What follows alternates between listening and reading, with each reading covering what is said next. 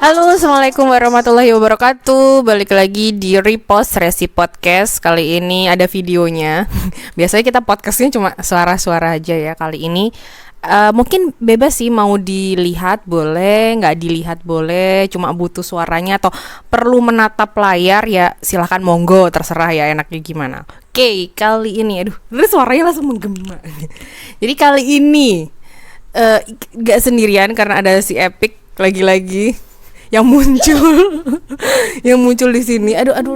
Ini tuh lampunya udah lumayan terang nggak sih sebenarnya? Oke.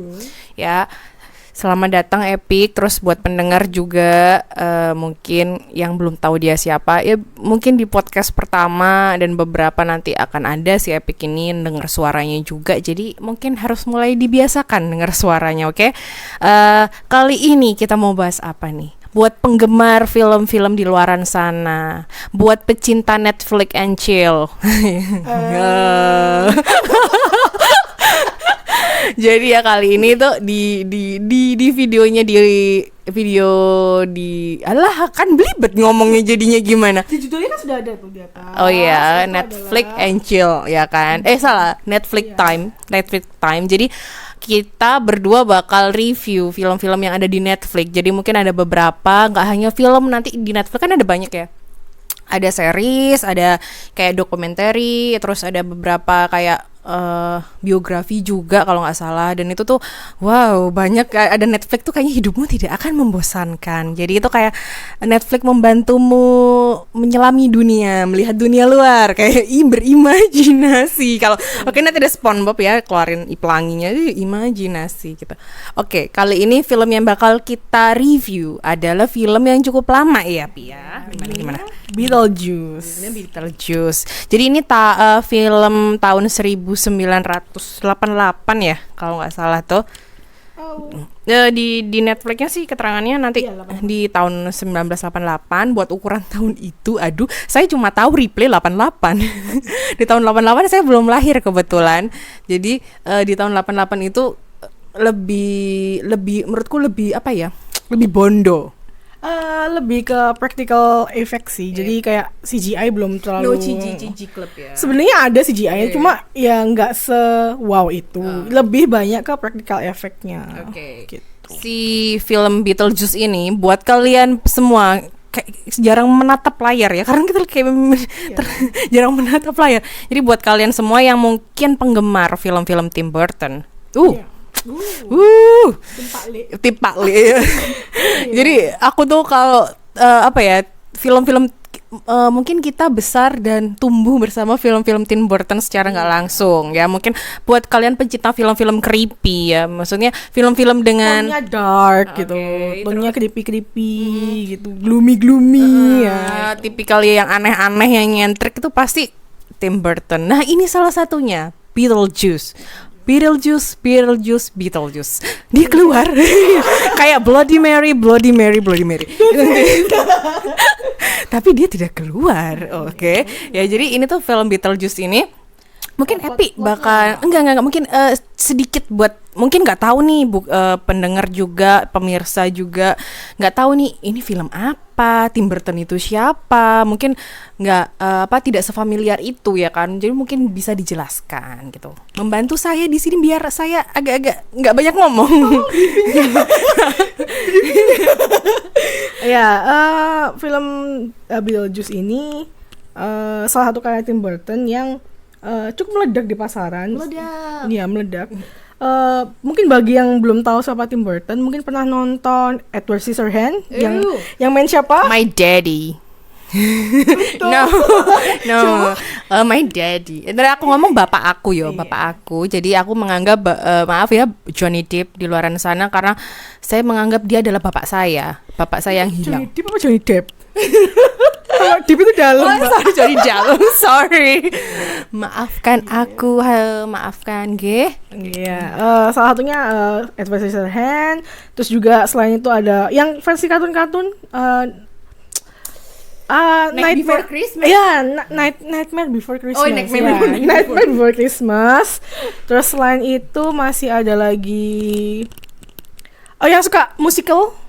Oh ini Frankenstein, Frankenweenie tahu nggak? Iya, Frankenweenie ya, benar itu kan, ya itu. Yang itu dia ke animasi. Animasi kan? terus juga ada musikalnya juga. Ya, musikalnya juga. Tapi yang pure musical yang main Johnny Depp lagi. Sebentar gue lupa. Apa ya? Sweeney Todd. Oh. Ya, Sweeney yang sama dia. Sleepy Hollow. Sleepy Hollow itu juga bapak aku masih muda banget itu. Kayaknya emang salah satu aktor favorit dari Tim Burton adalah Johnny Depp. Oke. Bukan Depp ya? No, I'm sorry. Iya itu. Oke. Terus ceritanya apa nih? Sinopsisnya. Sinopsis dari ditunggu-tunggu nih sama pendengar mungkin. Beetlejuice. Sinopsisnya bercerita tentang sepasang suami istri bernama Adam dan Barbara. Pasangan muda ya? Iya, pasangan muda yang belum punya anak. Sudah punya rumah di atas bukit. Atas bukit gitu ya. Suatu hari mereka lagi mengemudi bersama. Gimana sih? Iya, lagi mengemudi bersama. Sambil ngobrol-ngobrol terus ngalami kecelakaan. Terus kecelakaan, mereka pulang sampai rumah nih. Tapi mereka nggak sadar kalau mereka udah pass away. Ya, mereka sudah meninggal dunia gitu. Terus entah kenapa mereka itu jadi nggak bisa keluar dari rumahnya. Kayak terperangkap. Iya, terperangkap. Begitu mereka keluar tuh kayak pindah dimensi gitu. Wow. Yang ada monster-monsternya gitu-gitu. Oke. Terus dia nemukan buku pedoman. Buku pedoman untuk orang-orang yang sudah meninggal dunia. Tapi dia nggak bawa dan nggak baca juga.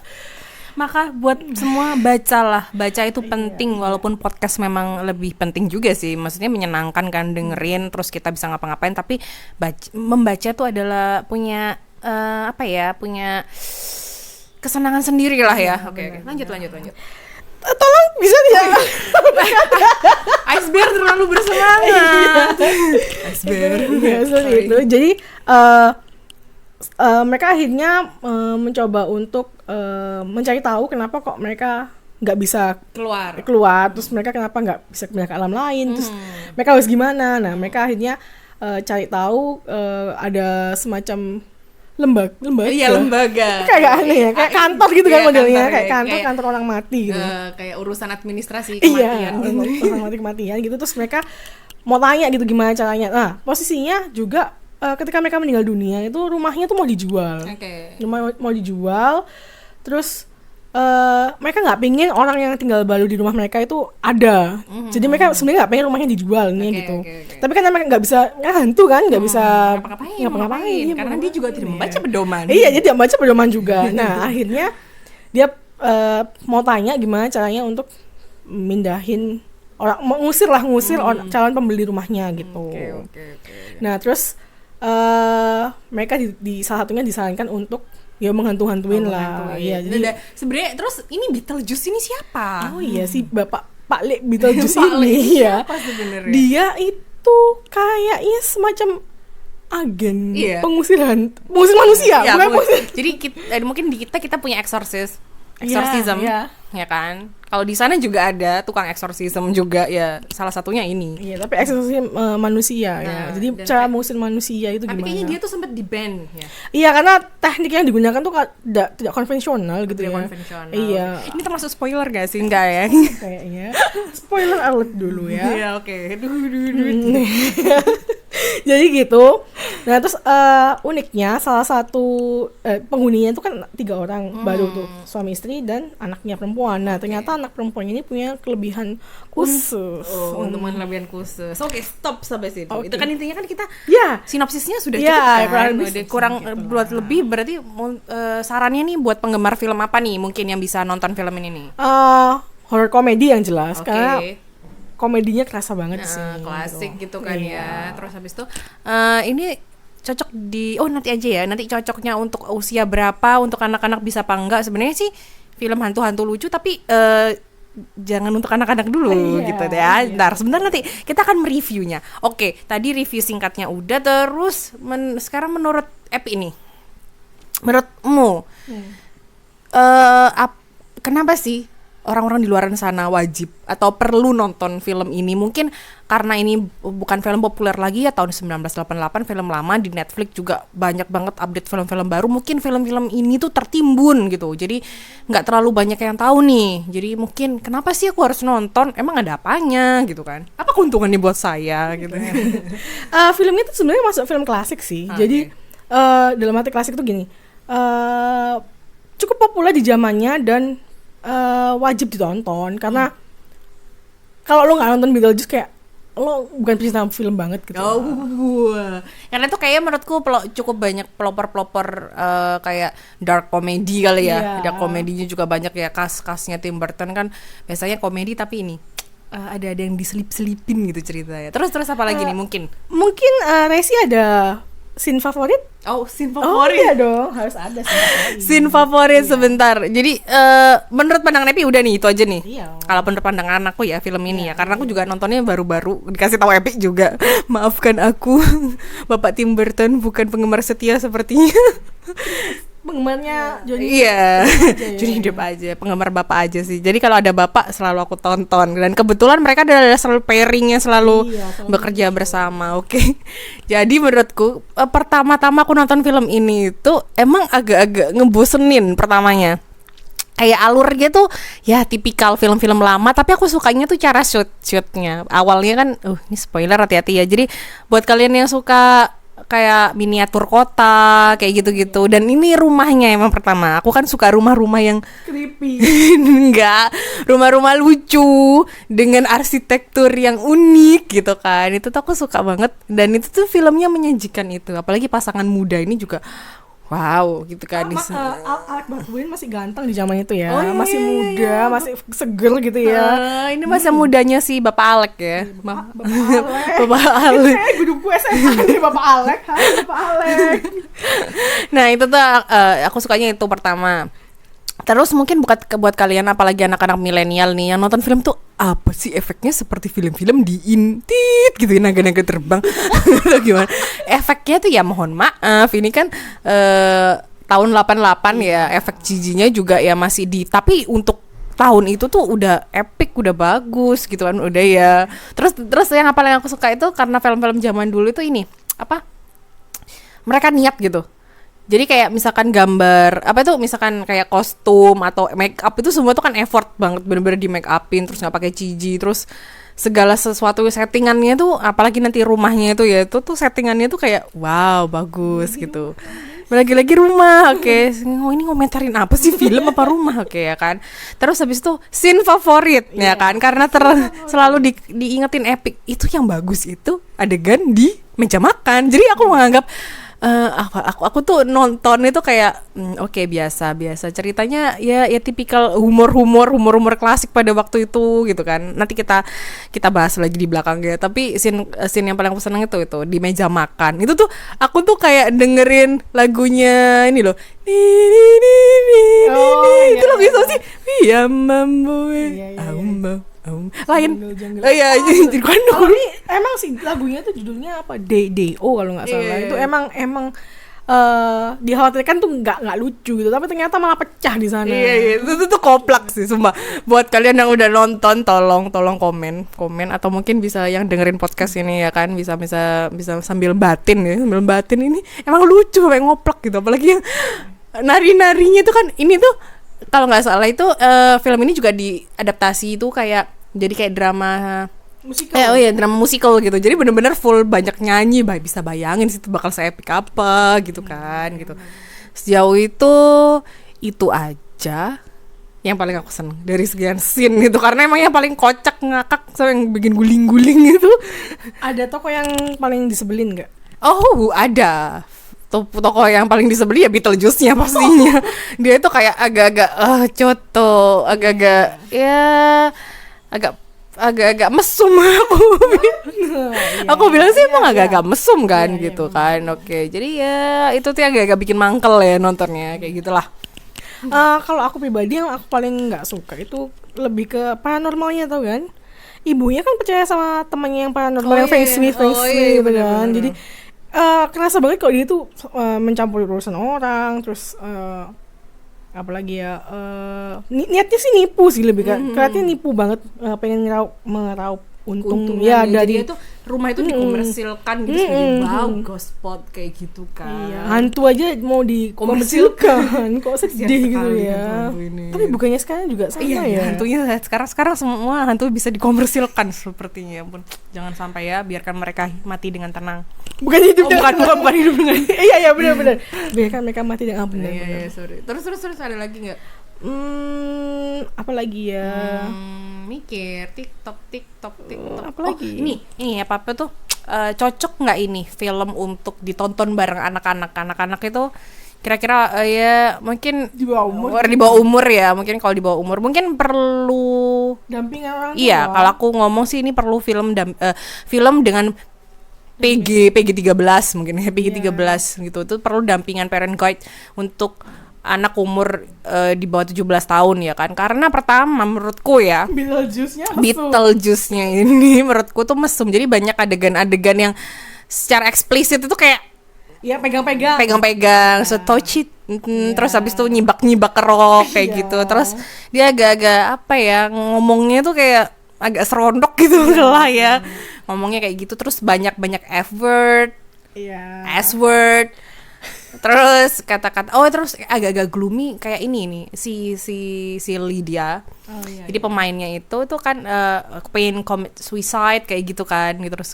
Terus ibunya tuh juga ibu tiri yang terkesan nggak terlalu peduli, agak cuek. Terus ada karakter yang yang agak-agak flamboyan gitu kan, istilahnya kayak istilahnya kayak gesturnya si Mas, kakaknya ya, aku lupa deh. Enggak, yang omnya itu loh, yang ini yang suka yang ngerecokin hantunya itu kan agak-agak flamboyan gitu. Jadi mungkin di tahun itu tuh nggak banyak karakter seperti itu yang ditampilin. Jadi itu mungkin suatu dobrakan ya, istilahnya cukup banyak karakter yang bermain di situ, jenis-jenisnya. Terus kayak tipe orang yang nyebelin, kayak paranormal yang mengkomersilkan rumah berhantu, yang mungkin di tahun-tahun itu tuh pas aku baca beberapa review itu cukup agak nyeleneh, kayak mungkin nggak awam lah mungkin di tahun 88 itu tadi menurutku itu. Jadi buat kalian yang mau nonton film ini, Beetlejuice ini, bisa